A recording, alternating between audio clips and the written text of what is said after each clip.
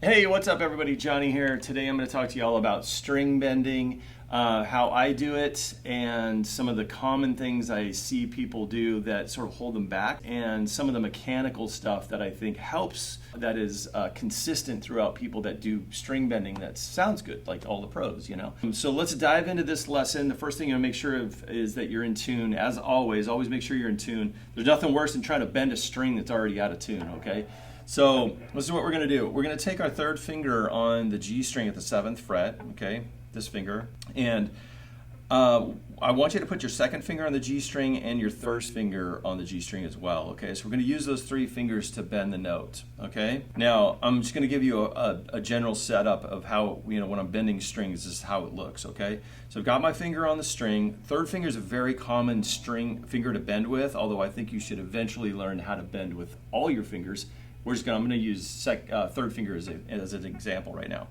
You're going to put your thumb over the board, which goes completely against anything that you've learned if you're a beginner up to this point, right? Everybody tells you to put your wrist low, thumb flat on the back of the neck, and that's necessary to get some other things. But once you start getting into some of these other techniques like string bending, you're going to have to use your thumb like this, okay?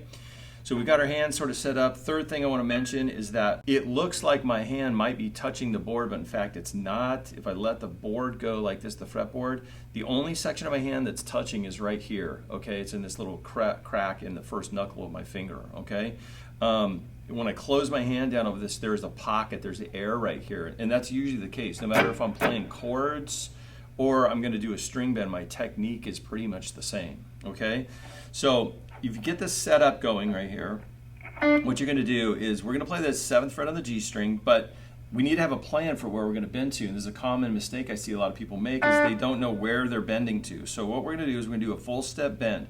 So I want you to play the 9th fret on the G string. I want you to get that note in your ears, okay? Try to memorize that note. Okay, and you're going to go back to the 7th fret on the G string, and you're going to pick that note and push it up. You're going to be sliding along the frets this way, okay, until you can match that pitch in your ears. That's very important. That's your plan, right? That's your target note when you're going to do a bend. So you're picking the note, bop, bop, bop, bop, bop. Okay, you got it in your ears, bop, bop, bop, bop, bop, bop, bop, bop, bop, bop. Okay, and that's the target. You can match that pitch inside your ears, okay? Now, what you don't want to do here, in my opinion, is you don't want to be bending with your knuckles. A lot of times I see beginners, they're kind of trying to like push the strings up this way, and their knuckle right here tends to, you know, collapse a bit, and that's not the thing, right? When you watch me bend, there's no bending in any of these knuckles, okay? The only thing that's happening is I'm using the section of my hand, the muscles in my hand that are strong. So it's this, I call this the bar core muscle, but it's also a bending muscle. And this right here, you'll feel a lot of tension in those two areas when you bend the string this way, okay? You're also going to feel a fair amount of pressure in your thumb too, because you're bending against your thumb. So you're kind of like squeezing that note out. Okay, versus what I see some people do, and this is not a terrible approach, it's just, it doesn't really work for me, but I'm gonna show you guys a little bit about this technique I see a lot, is a flat fingered bend. So sometimes I see people where their wrist is sort of low like this, and they'll bend with the muscles in the backs of their fingers. And the reason I don't think this is a great idea is because the muscles in the backs of your fingers are sort of inherently weak comparatively to the muscles in your sort of your palm side of your hand, and I've noticed that when I try to bend like that, two things happen.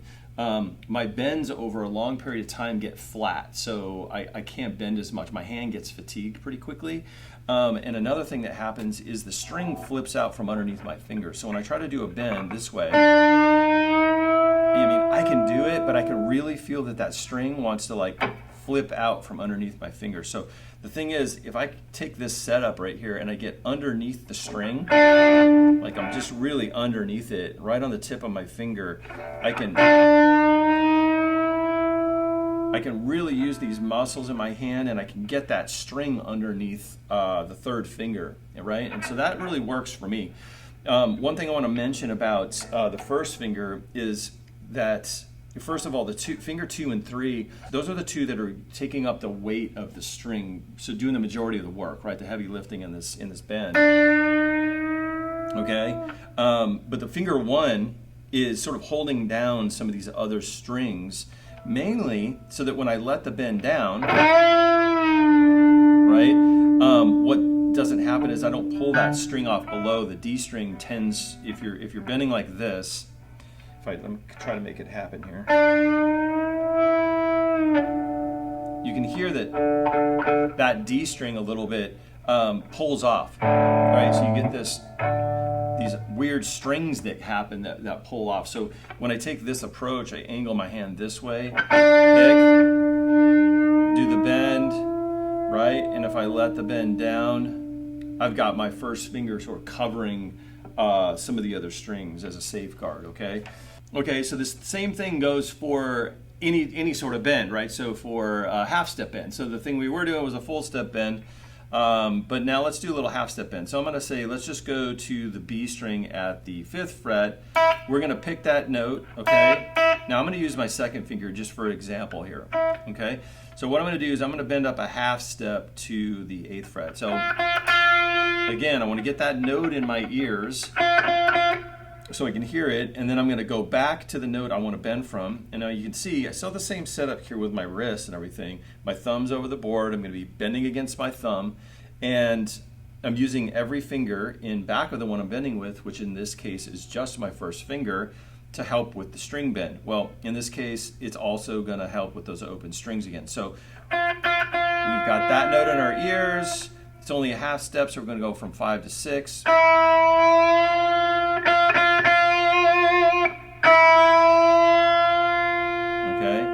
So again, when I get to this pitch right here, I can feel like tension in my hand in the big muscles, and not so much. I mean, there's tension there on the backs of my fingers, but not so much as that when I'm doing it like this, okay?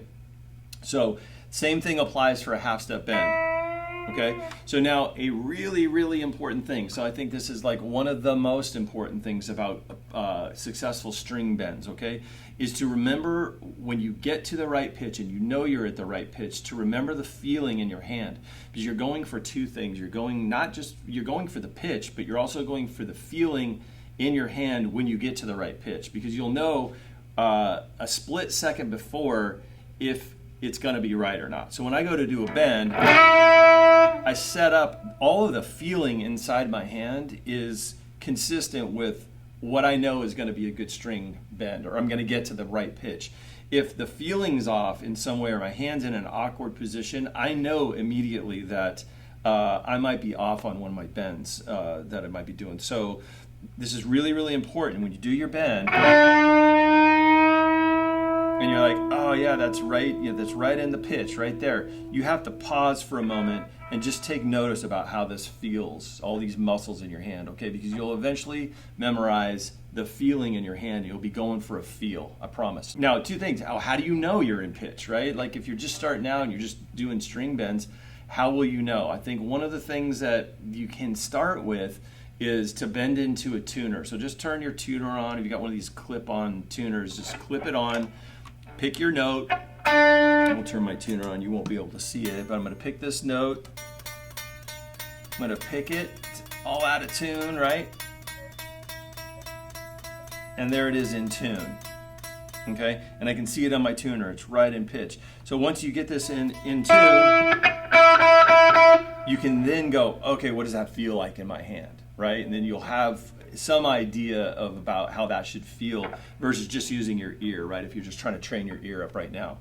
Another thing that you can do is just pick against a drone note. Like if you have a looper, or go to a backing track, or just record a note on your phone, a droning note or chord, and bend against that. So I have a little loop here, a progression.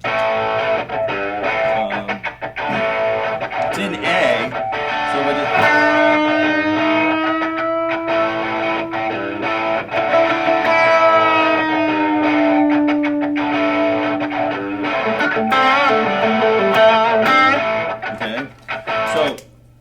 I wasn't bending, we're not bending to an A when we do this, we're bending to an E note, but you can tell that it's in tune with the progression, or it's in tune with the chord. It's a note inside the chord. So in the case that, we bent to, from E to F, you could pick a chord that had F in it, so that would be your target note. All right, so I'm gonna do a few bends against the loop that I have here. It's in A, but not every note I bend is gonna be to the A note. I'm just gonna be in the key. And I'm gonna do some really slow bends, so you're gonna hear at the very end of the bend, right before it gets into pitch, it's gonna sound a little raunchy, but I'm just doing that for example, so that you can just hear it move into the right pitch, okay? And then I'll do a couple of bends that are just faster, more kind of like real life bends that I would do, okay? So let's check it out. So real slow.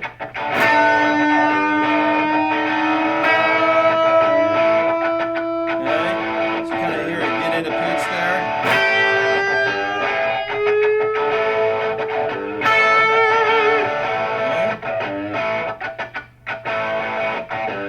Okay. That was more of a little quarter step.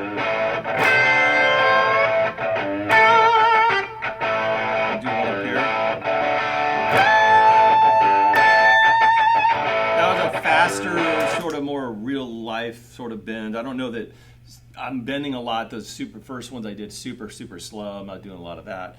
But nonetheless, let's do a couple more of these.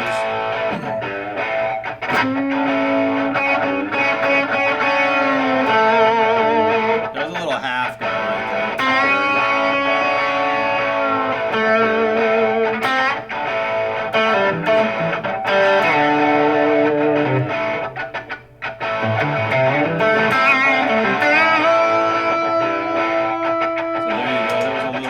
Double pump bend I did.